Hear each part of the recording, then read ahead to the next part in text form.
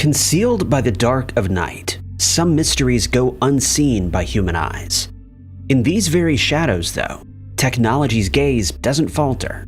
Instead, it offers a grainy insight and a pixelated image of what happened. Despite the digital frames, many of these mysteries still remain frustratingly unsolved. Number 10. Since the very moment man began to explore the rest of the world, native people across the globe have faced a concentrated attack by newcomers. As we transitioned into the modern era, many were compelled to accept the changes that accompanied it. But even as a sense of coexistence was established, the bombardment continued. Many indigenous people find themselves displaced by a disproportionate amount of disappearances and homicides. Often a blind eye is turned to these cases. Becoming just another face on the MMIWG page was Caitlin Potts, an Indigenous woman of Alberta, Canada. Caitlin had a great social media presence. She was always posting on various platforms, messaging relatives and friends. On the 22nd of February 2016, though, that bubbly and outgoing personality was suddenly absent from the online world. That day, the 27-year-old sent her sister a message via Facebook, and that would be the last time that anyone would hear from her. The message stated that she was in Kelowna and found someone to take her to Calgary, Alberta. Caitlin explained that the stranger would be taking her through Kijiji, with her primary goal being to meet up with her sister who was living in Edmonton. For some time, the two had lived together until just a few months earlier, when the young woman opted to move to Enderby, British Columbia, located an hour away from Kelowna. She wanted to be closer to her boyfriend, with whom she was engaged in an on and off again relationship. Allegedly, he was violent towards Caitlin, and had even been charged with assault in 2014. That same day, just before messaging her sister, she also messaged her boyfriend, expressing her upset about the money he allegedly owed her. Caitlin went eerily silent after her last message, causing concern among family and friends. According to her roommate in Salmon Arm, Caitlin allegedly met a stranger the night before. The roommate never met the individual, and it was unclear if this person would be taking her to Calgary or if it was someone else. In the days to follow, the family dawned on a haunting realization, though. Caitlin had gone missing. There were no updated posts, no messages, just an unforgiving silence. The family headed to the RCMP on the 1st of March and reported the woman missing, with hopes that a speedy investigation would be carried out. But given the way law enforcement was treating Indigenous cases, those hopes fell flat. An initial 9 days had passed since Caitlin was last seen and reported missing, and it took another 19 for the RCMP to actually send out an official missing person alert. The alert simply read, quote, "The RCMP Major Crimes Unit is now assisting Vernon North Okanagan RCMP with the investigation of Potts." Despite extensive search efforts by Indigenous groups and MMIWG demonstrations, Caitlin's disappearance remained unsolved for months. In early 2017, the RCMP released surveillance footage of Caitlin entering Orchard Park Mall the day before she vanished, hoping to reignite interest. Their primary suspect remains the stranger that she met the night before her disappearance. But 9 years later, the identity of this person and the circumstances of Caitlin's vanishing are still unknown, leaving her family and community without closure. Number 9. A man simply known as John inherited an intriguing, innocent-looking puppet from his father, who inherited it from someone else back in the 1960s. The puppet's features were based on an elderly man with gray hair, eyeglasses, and a suit, leading him to be named the Old Man Puppet. John took the doll home and placed it on a shelf, not thinking much of it after that. Then one evening, he would awaken to a startling scene. He explained that he woke up and lay wide awake in bed, and suddenly something caught his attention. He thought that he had seen a shadow move near the window, and then without any warning whatsoever, a set of hands was tightening around his throat. It was the Old Man Puppet. He desperately tried to wake his wife, but she didn't stir. John had locked eyes with the puppet, who was sitting across the room with an eerie grin spread across its face. He knew right then and there that the doll had to go. Believing that the inanimate object was haunting and trying to end his life, John made contact with a paranormal investigator, Jane Harris. He described feeling a sense of dizziness and migraines since bringing the puppet home. He also suffered from intense nightmares, including one where an old man sat at the foot of his bed or was holding him down. Jane from Stourbridge began her investigation using surveillance cameras, a handy piece of technology that would confirm or deny a paranormal presence surrounding the object. For the next 3 months, she would be filming the puppet, which was locked in a display case. The camera would be left running from 11:30 p.m. to 2:30 a.m. the following morning. One evening, the night vision camera captured something that would send chills down anyone's spine. It was the 13th of July, 2015, 2:05 a.m., when the camera captured something inexplicable. As the puppet sat upright in his case, movement inside soon became apparent. The old man puppet's operating cross began to slowly move around, as if someone was trying to play with him. It jiggles around slightly before crashing into the glass pane. Jane, of course, was asleep at the time, and only noticed the movement the following morning when she replayed the video. It was unnerving, yet exciting.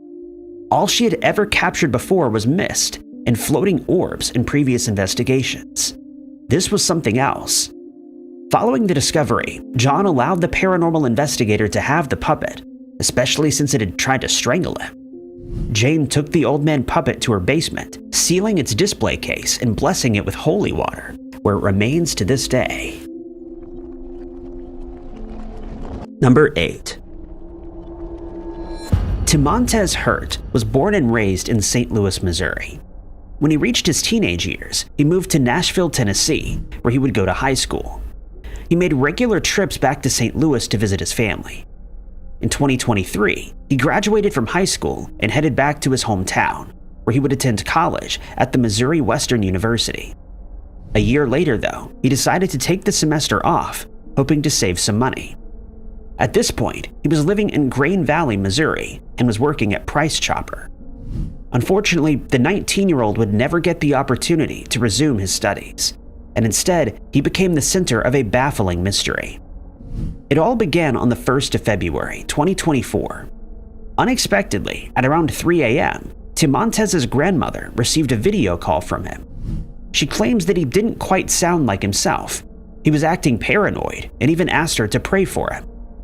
The grandma recalled that he was talking like a baby, and it sounded as though there were other people in the room, a man and a young woman. Timontez would then make a startling claim. He said that he had been laced, which his grandma understood to mean that he'd unwillingly consumed an unknown substance. He repeated, "Granny, I just feel like somebody gave me something." He was disoriented and sounded nothing like his usual self. The video call was enough to strike fear into his grandmother, and she promptly called 911 and sent them to the grandson's apartment, located in the 3900 block of Baltimore Avenue. The police arrived at the home and took Timontez to St. Luke's Hospital for an evaluation. There, it was found he had no substances in his system at all. A few hours later, once his condition had stabilized, the young man was released from the hospital. At around 11:50 that morning, Timontez got into a taxi that dropped him off at the Greyhound bus station in the 1100 block of Troost Avenue. CCTV captured the man's arrival at the terminal, and it also captured his sudden disappearance. Timontez can be seen exiting the car and heading to the doors of the station. Unfortunately, they were closed, and he turned to head back to the taxi where he had left his phone. After trying to get back into the vehicle, he turned around instead, leaving his phone behind, and walked off out of view of the camera and in a southerly direction. The last sighting of Timontez came at 1:30 that afternoon. He was spotted in the area of 77th Street and Troost Avenue, 8 miles away from the station. An unconfirmed sighting also placed him near 11th Street and Grand Avenue on the 27th of March 2024. Despite the tip, the young man has yet to be located. The circumstances surrounding his disappearance are strange and mysterious. Number 7. Advanced technology, particularly home security systems like Ring doorbell cameras, has revolutionized safety by enabling homeowners to detect burglars and aid in cases of accidents, kidnappings, or missing persons. But some homeowners have encountered disturbing events, and they wish they'd never installed these cameras. Such was the case in Sumter, South Carolina in 2021, when unsettling camera footage initiated a series of strange occurrences in a quiet neighborhood, leaving residents on edge. After receiving several reports of a masked man lurking in the area, the Sumter County Sheriff's Office began an investigation. One resident of the neighborhood provided them with an eerie video, one that shows exactly what was freaking out the community. A still from the security footage shows an unknown individual peering directly into the camera. His identity is hidden behind a white mask with large holes for the eyes and 2 tiny pokes for nostrils. The sight was eerie and left the homeowner concerned for his safety. The rest of the neighborhood was left in a state of stress when they found the same lurker on their security cameras. They likened the mask's features to those of the Slender Man, unleashing fear throughout the community.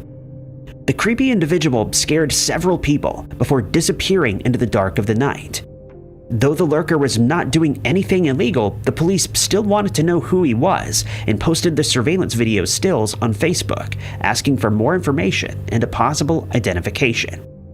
The activity was suspicious and left police officers perplexed as to why someone would do this.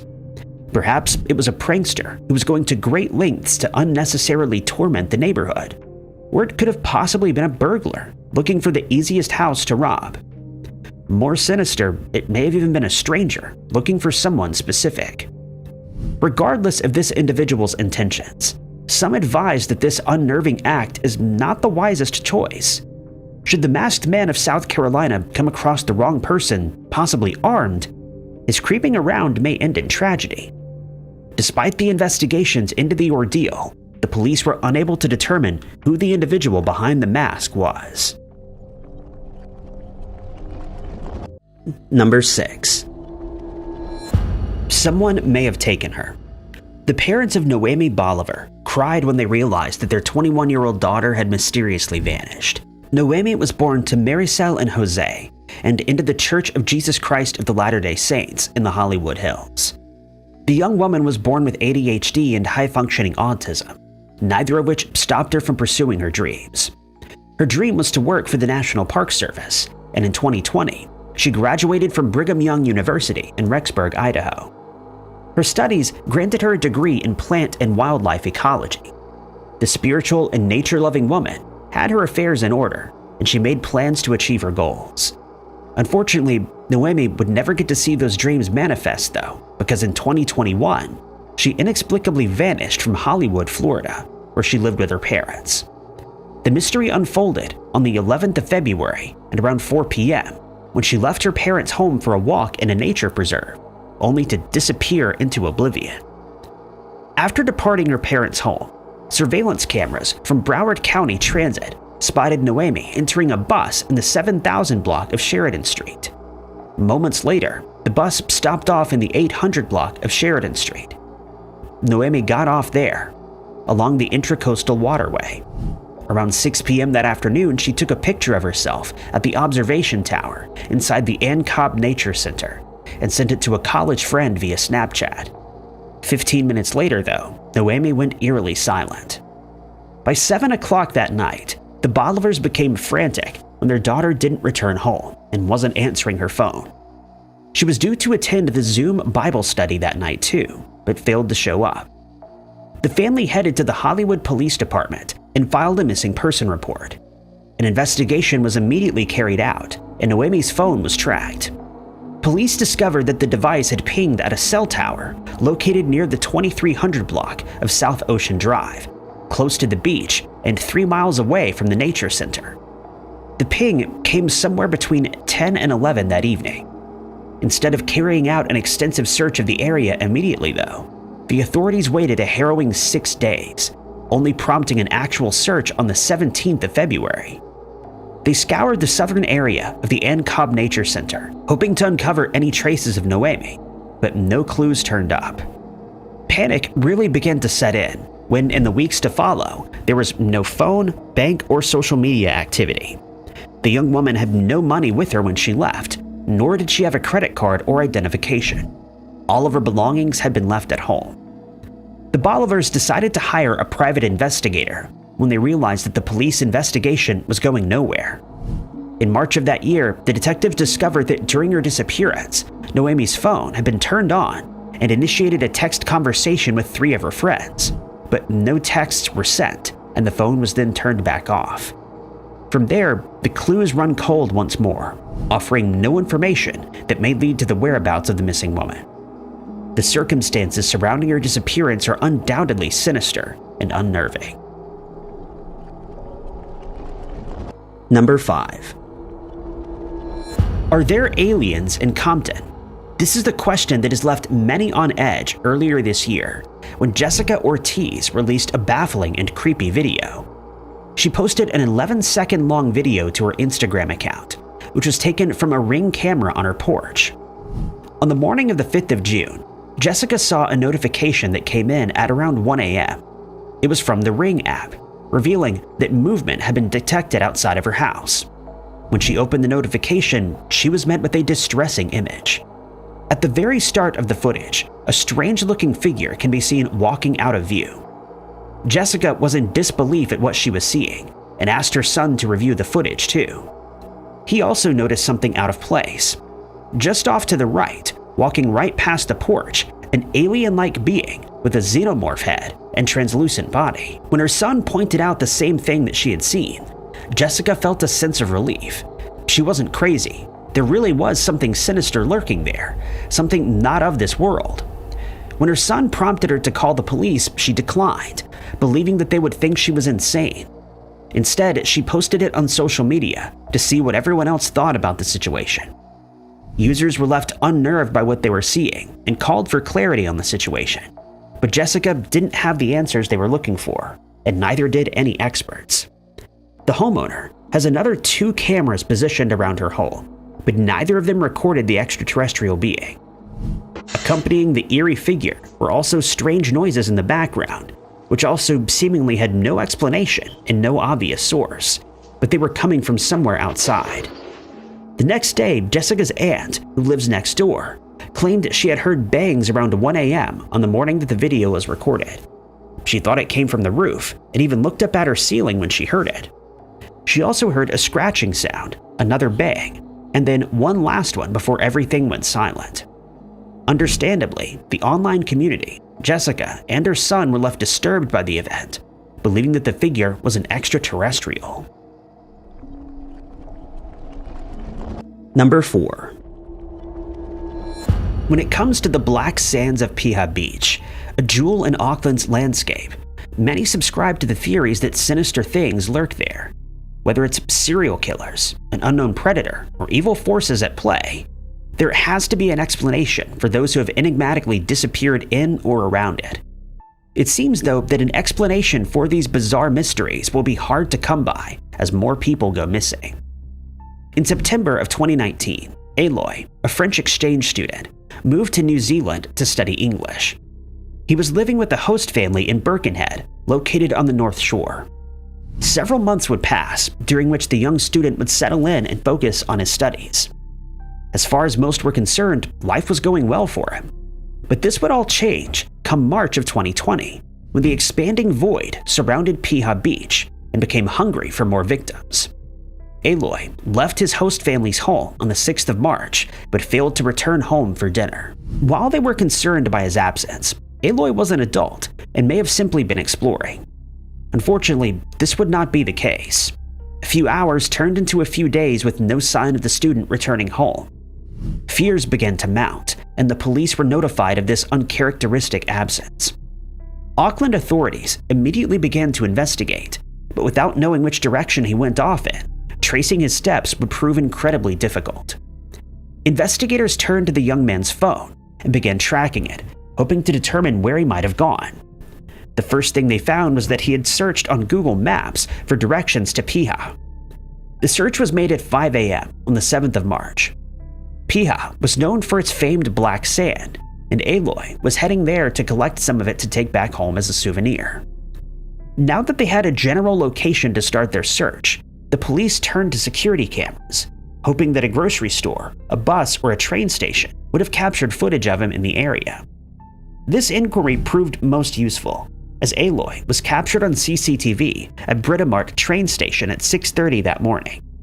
Moments later, he was seen getting off the train at Fruitvale station before walking another 11 kilometers in nearly 2 hours, heading for Piha Road, where he arrived just after 9 a.m. that morning. His phone pinged on Piha Road, but stopped transmitting shortly after. All traces of Aloy faded upon his arrival in the area. The Auckland police headed to the area to carry out a physical search, but they found nothing. There were no physical clues and no evidence that suggested he was ever there at all. Once things began to slip back into normalcy, the case fell from public attention, and 5 years have now gone by, and we're still no closer to a solution in this unending mystery. Number 3.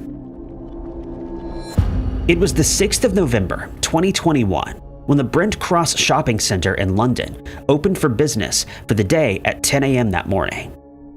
Customers began to fill the passageways, window shopping or buying groceries. The mall was host to several jewelry stores, including Fraser Hart. With the business located in a large mall, surrounded by security guards and many people, the thought of anyone trying to rob the place didn't cross anyone's mind. They went about their sprees, not knowing that danger was lurking around the corner. It was just 15 minutes into the mall being open for business when fear flooded through the hearts of shoppers and shopkeepers. The fear was instilled by the roar of motorcycles, a roar that was certainly out of place. 3 motorcycles sped through the center, each holding 2 people on the saddle. The riders, obscured by helmets and leather, came for the gold. The shopping center's surveillance captured the harrowing ordeal. People jumped to the side as the bikes weaved between them, heading directly to their high-value target, Fraser Hart. The 6 riders hopped from their two-wheelers. 3 of them rushed into the jewelry store, and the other half remained outside, baseball bats and axes in hand. No one would dare come close or try to stop these menacing individuals. In the background of the video, the other robbers can be seen filling up their bags with any valuable items they could get their hands on. In just under 2 minutes, the bikes were revved up, the rider reclaimed their positions on their saddles, and they were off. In no more than 2 minutes, the bikers smashed their way through the store and scooped up everything they wanted, amounting to $3 million worth of jewelry. For the next several minutes, neighboring shops had rolled down their shutters as police were notified of the terrifying ordeal. Then the search was on for the assailants. Flying squad detectives took on the investigation, and an hour after the robbery, they discovered 3 abandoned motorbikes at a nearby golf course. One of them was black with orange patterns decorating its body. A second bike lay on its side with a white body and blue features.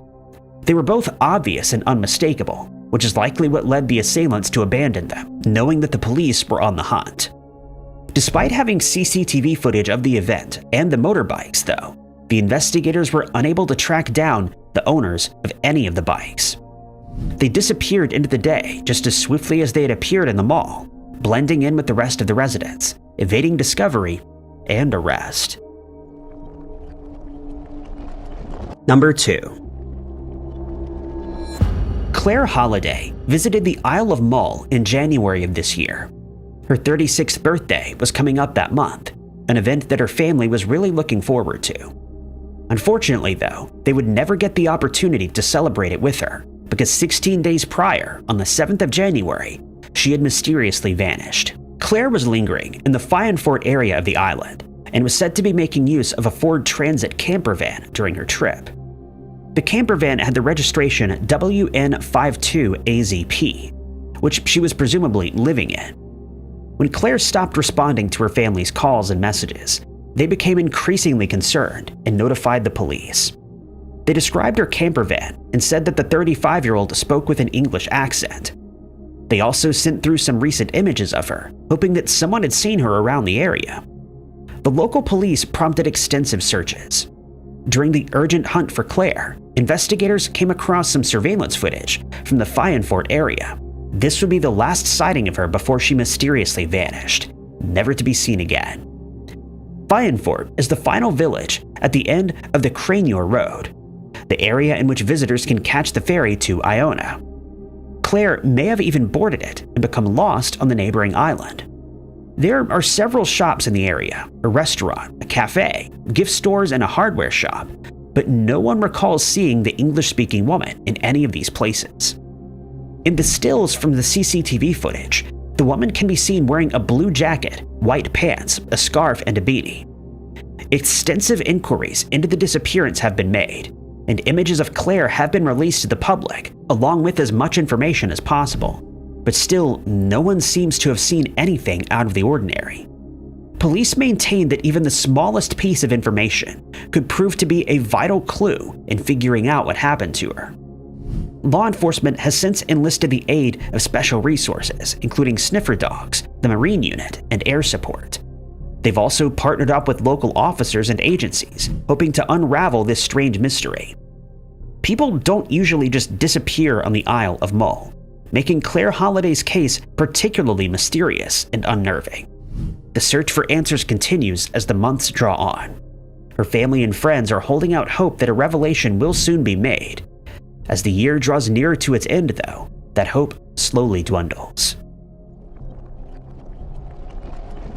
Number 1. What happened to Sally Ann? This is the question that's been plaguing the concerned family since 2016, when a security camera captured something truly bizarre. It was Boxing Day in Northumberland, the 26th of December 2016, when the 59-year-old decided to head off on an early morning stroll for reasons unknown. Around 3 a.m. that morning, she embarked on a journey, one that seemed almost never-ending, until she vanished. Wearing just pajamas and a waterproof jacket, Sally walked down the deserted streets where no one was around to witness a thing.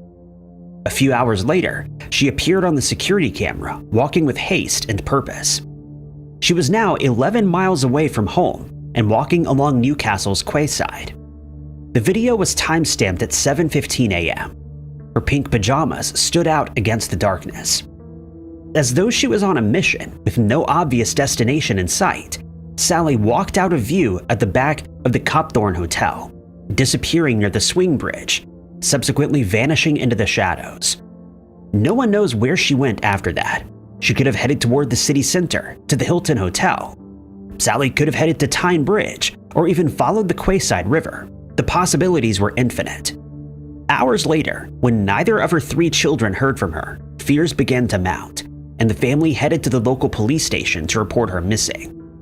Though it may have been possible she was suffering from a mental health issue, her children expressed that Sally's Christmas, the day prior to her disappearance, was full of cheer. She was in good spirits and had a pleasant day with their family. At the time, no one was concerned for her well-being. Authorities gathered their forces together and unleashed them upon the streets. Hotels, shops, and the nearby river were thoroughly searched, but there was nothing. The 26th of December drew to a close with no revelations. Panic was moving in as the community helped keep its eyes peeled for anyone resembling the missing woman. Some sightings were sporadically reported, but none of them could be confirmed, nor did they lead to her whereabouts. The next day, the search pressed on with renewed hope. Still, no traces or clues that pointed to Sally's whereabouts manifested. Days turned into weeks, and weeks into months, with still no answers. Then there was a breakthrough in the case, but not one they had hoped for. On the 3rd of February, in a river near Jarrow, a body would be discovered, and the family was left on edge as they awaited confirmation. The days dragged on with no formal identification having been made. Closure was going to be difficult to come by.